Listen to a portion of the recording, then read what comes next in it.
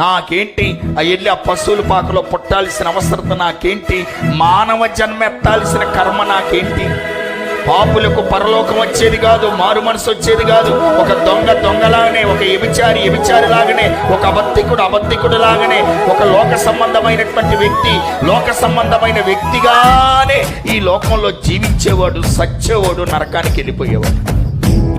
తనంతటికి తానుగా ఎవడకు వాడు పాపం నుంచి బయటికి రాగలుగుతావండి? నీ పాపంలో నుంచి నువ్వు బయటికి రాగలుగుతావా? రావాలని ఉంటది కానీ ఏ వ్యక్తి కూడా బయటికి రాలేడు. ఇక వచ్చే క్రిస్మస్ ఎందుకు మనకి? ఏమంటే మనంతటిగా మనమే ఆ తాగుబోతుడికి టాటా గుడ్ బై, ఇదిగో బ్రాందీ షాప్ గుడ్ బై అని మనం చెప్పగలిగిన స్థాయిలోకి ఆ శక్తి మనకుంటే, ఆ పవర్ మనకుంటే, నేను అంటాను క్రిస్మస్ నీకు అక్కర్లా. ఆయన వచ్చినటువంటి ఉద్దేశం ఒక్కటే, మనలను దేవుని రాజ్యమైన పరలోక పట్టణములోనికి క్రీస్తు మనల్ని నడిపించాలన్న ఉద్దేశంతో యేసు ప్రభువు ఈ లోకానికి వచ్చాడు. దేవుని స్తోత్రం కలుగును గాక.